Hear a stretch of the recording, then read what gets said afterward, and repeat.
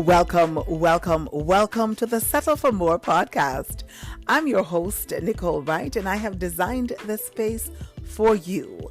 Yeah, you, the woman who is ready to walk out on her fears, step into her dreams, and own her power by shifting her mindset from feeling not enough to taking action and to becoming more than enough whilst settling for more. Hey there, self leaders and CEOs. Welcome back to the Settle for More podcast. I am your host, Nicole Wright, and today we're diving into how to finish this year strong.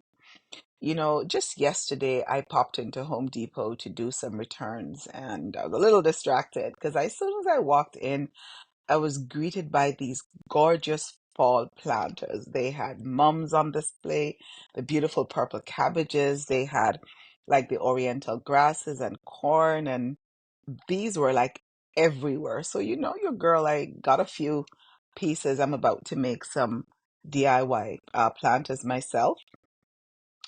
And as I was strolling and looking at the beautiful colors, they were like rich orange, this rich maroon color, some yellows, some purples.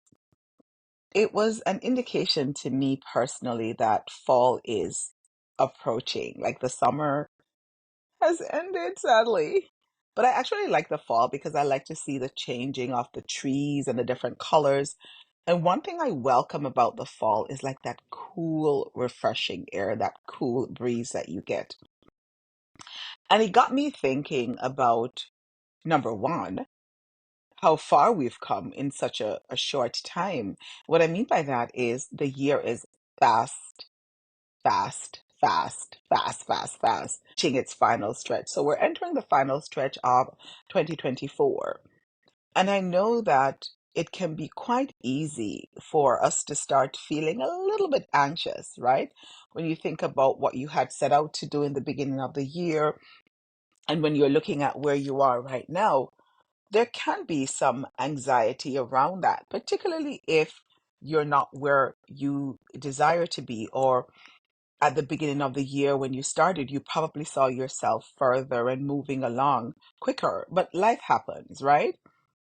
And it can be one of those things that, you know, can really pull you in and really paralyze you from moving forward. Because we look at the things that we haven't done yet this year, the things we wanted to do. I want to encourage you to just take a deep breath and know that where you are in this moment is exactly where you need to be. And as you breathe, I want you to really be intentional about using the rest of the year to to really encourage you to look at you use the rest of the year to really look at what matters the most to me at this time. What is truly important for me at this time? So do that with me. Just take a deep breath in and out, and breathing in possibilities and releasing those feelings of inadequacy, not being enough. We're beating up on ourselves because we're not where we want to be, and just use this as an opportunity to just reground into what is most important for you at this time.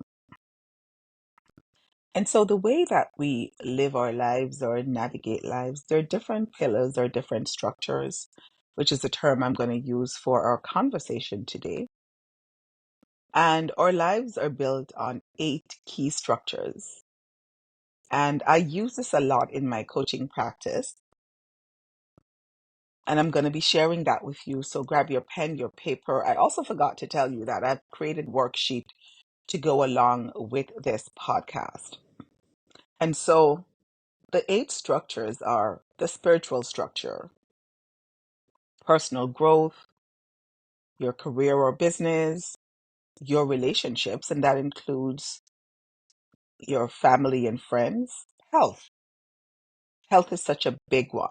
So physical, and mental health, your finances, fun and recreation, and the community. And these 8 structures are the foundation that supports everything we do. But how often do you really take the time to pause and to do an assessment of these structures? To really look at how solid are these structures in your life? Which structure is really solidified? Which structure is kind of rocking a little bit? Which structure is really shaky? We don't, unless something happens that is unfavorable, right? So today, we're not doing that. Today, we're being true self leaders and we're taking the time to really examine the different aspects of our life. So let's start with the spiritual. And this could be your faith, your connection to a higher power. I choose to call that power God, or even your sense of purpose in life. It's that deeper part of you that seeks meaning beyond the day to day hustle and bustle. And for some of us, spirituality might look like morning prayer, morning meditation, while for others, it could be spending time in nature or practicing gratitude. You know, I'm the queen of more. So that's all of those for me. And I want you to just pause for a moment, grab your notebook, grab your worksheet, and ask yourself, how connected do you feel to your spiritual beliefs? How have you been nurturing this part of your life? Or has it taken a backseat to other responsibilities or things that pop up, causing you to push that further and further away, not making that a priority? Really sit with that question. And then set a goal for yourself. What will you do to enhance the spiritual aspect and area of your life?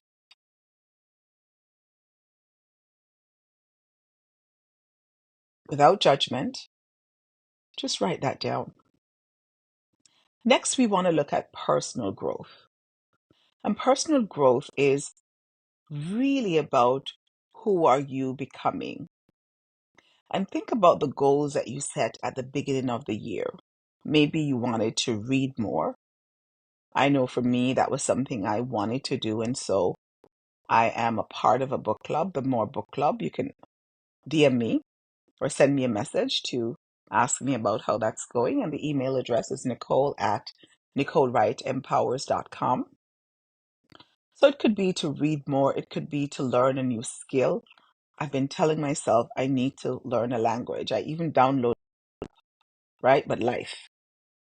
Or it could simply be just taking the time to be kinder to yourself. How is that going for you? So personal growth doesn't always mean big or huge changes.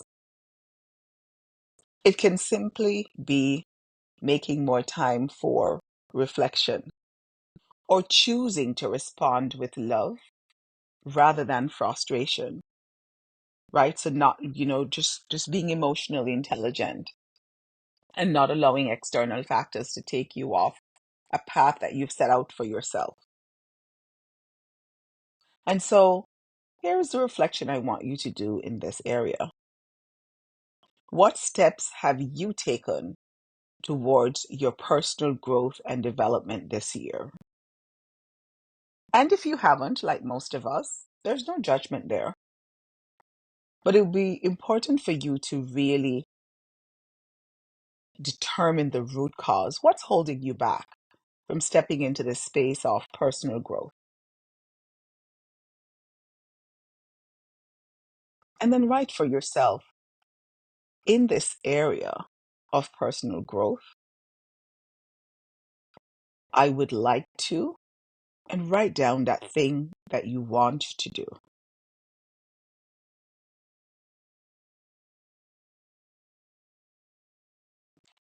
And then there's career. and business. So, whether you're talking about a traditional job, running a business, or even volunteering to grow and to learn skills, this structure is all about how you're spending your professional energy. And some questions for you to sit with is, are you feeling fulfilled in what you do? Or are you simply just going through the motions? So for many of us, career can be, an area or a source of both pride and stress. And it's important for you to check in and see where you are and determine where you want to be. And so as you reflect, a question could be, am I on track with my career goals? Are you on track? Or do you feel like there's more you want to achieve? Hmm. Are you at the level that you want to be? A level that is serving and supporting you. It's filling you up, it's filling your energy up, it's giving you that financial reward that you are desiring to have.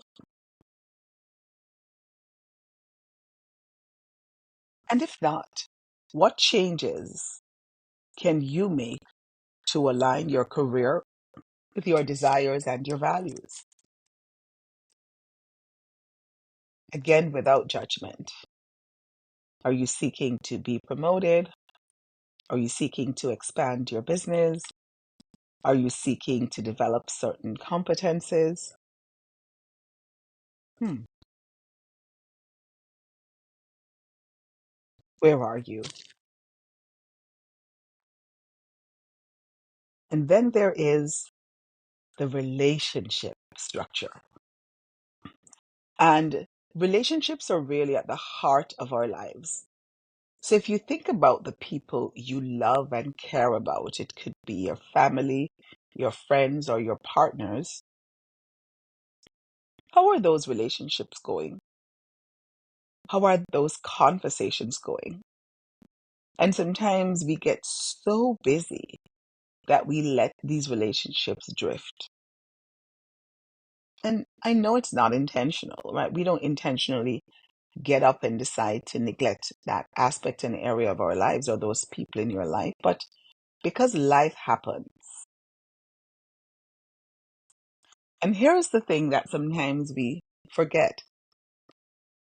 Relationships need attention and care in order to thrive. So here is your reflection question. Are there connections you want to strengthen or repair? Hmm. Are there connections that you may want to release that are no longer serving and supporting you? Who in your life have you not intentionally connected with lately? And what can you do to change that? I was talking to a friend of mine who connects with her grandmother every single Sunday at a particular time. Grandma knows she's going to call and grandma is ready for that call. Where are you as it relates to relationships? How are you nurturing those relationships? How are you allowing the people that you care about to know that you truly care about them? Who or what have you taken for granted that could enhance your relationship? So write that down again without judgment.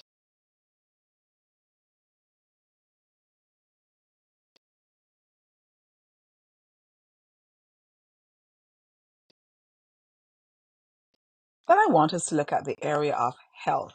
Mm.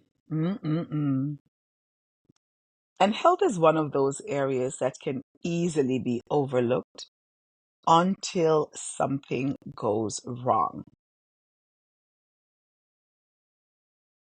And our physical and mental well-being are critical because your health is your greatest wealth, really, right? If you're not feeling good or if you're unwell, then you can't maximize your fullest potential or even work on the other areas and aspects of your life. So maybe you've been putting off exercise. Maybe you're stressed in certain areas about a particular thing and it's affecting your sleep. Maybe you're one of those individuals who are not brave enough or courageous enough to really talk about your feelings, maybe with a friend or coach or a therapist. Whatever it is, health isn't just about avoiding illness. It's about feeling vibrant and alive. Do you feel vibrant and alive? And maybe sit with the question of what changes could you make to feel healthier and more vibrant? Are you nourishing your body and mind the way that they deserve to be nourished? Are you caring for your body? Hmm. Let's sit with that for a moment. Again, no judgment in this space. We're just calling it for what it is and looking at what can we do to make that change or adjustment. Then there is the finances. Whoo, this is a big one, especially based on what's happening globally right now. Some people say we're in a recession. Some people say we're not in a recession. I have a whole different belief. I believe that there's abundance everywhere and my source is abundant, but I have to take the required action to experience that. So let's talk a little bit about finances.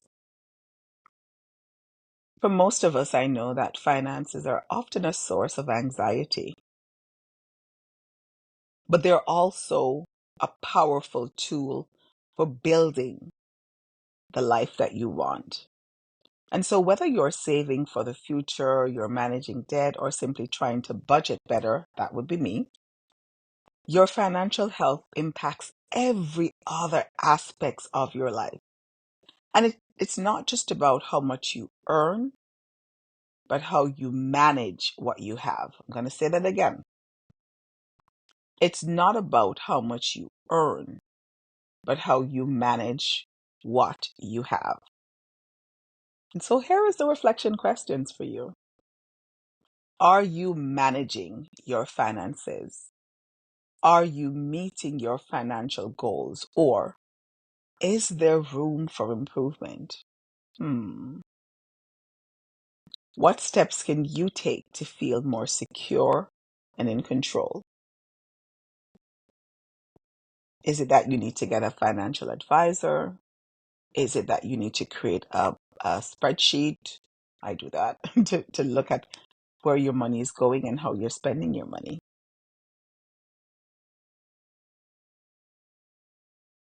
Are you meeting those financial goals? Do you have a financial goal? Hmm.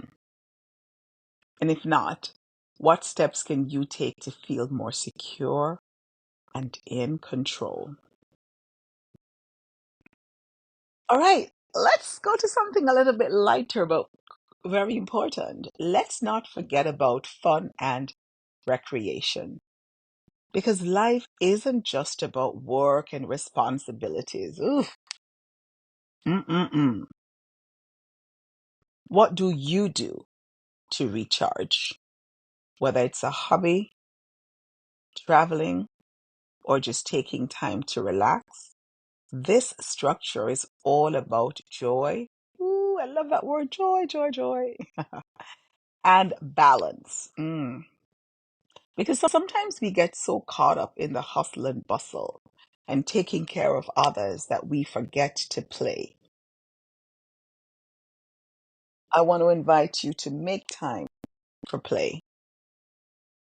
Are you allowing yourself time for joy, to experience that, relaxation and fun?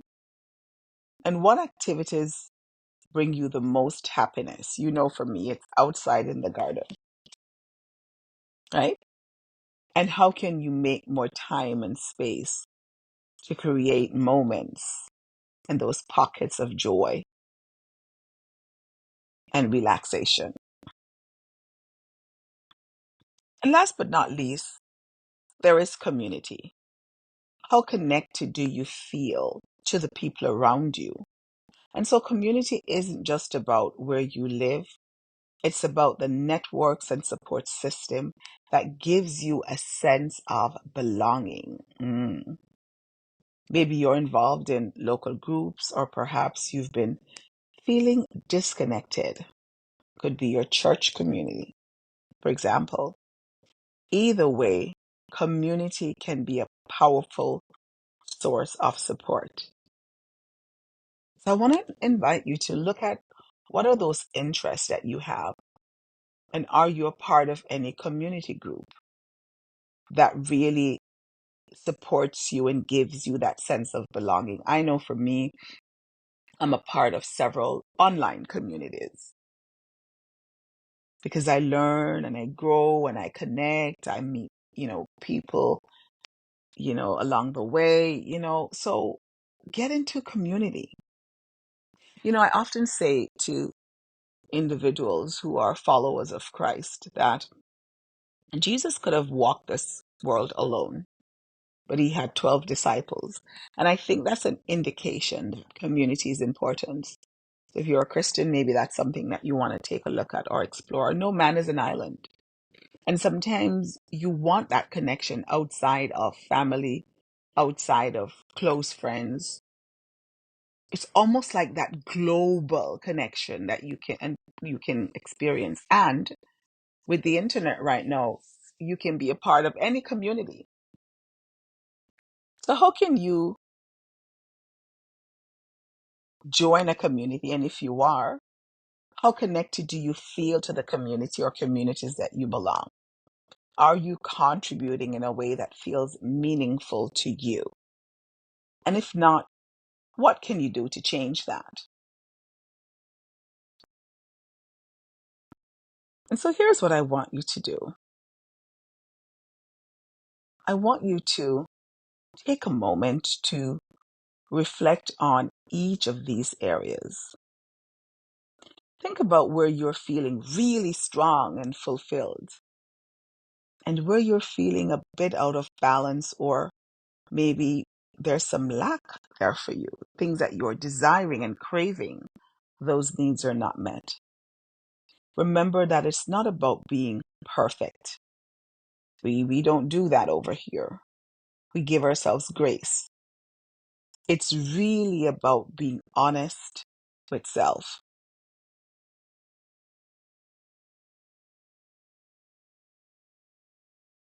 And maybe just looking at what is most important to you right now, right? Because some of those areas may be a little rocky. I believe all areas are important, but you get to determine what's most important. So once you've assessed these areas, you're looking at current state versus future state.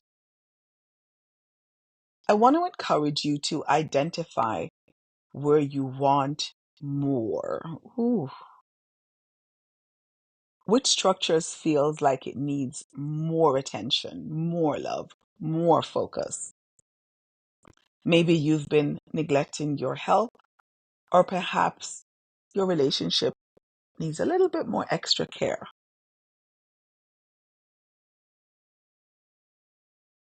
What would you focus on for the rest of the year? Once you've done that, it's time for you to determine, what does that look like in practice? I often say to my clients when they've identified what they want, I go, what does that look like to you in practice? If you were really doing it, what would that look like? So now that you've identified the area, let's talk about how to stabilize that structure. So I want to offer that you take a moment to set clear, achievable goals for yourself. So, for example, if you have identified, let's say, personal growth as an area for improvement, Maybe it means setting aside 15 minutes each day to read or meditate. If it's health, perhaps committing to a daily walk or trying a new recipe each week. I like that. I like that new recipe each week. Whatever it is, commit to it and take steps to stabilize that structure for the rest of this year. You got this. You can do this. You've experienced what that feels like in the past. So there's nothing that says that you can't do it now, right? So take the time.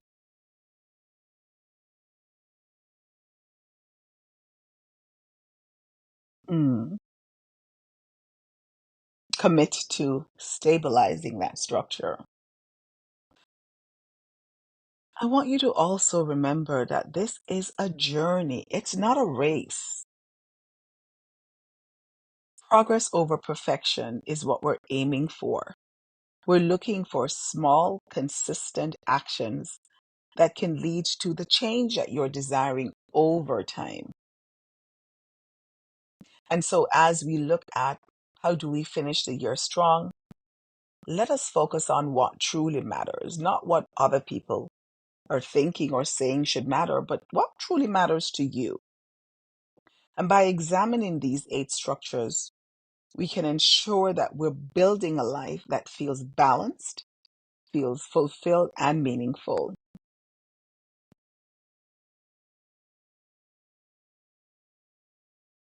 And so I'm hoping that this episode has given you some food for thought. It has created for you the opportunity to take time today to reflect on where you are and where you want to go. Let us finish the year strong. And if you enjoy this episode, I want to offer that you share it with a friend and let's continue the conversation. Because when you do, you're looking at not just stabilizing your life, but helping others to do the same. So together we can light up the world and help others around us to stabilize their structures as well. Because when you do, you are in fact settling for more.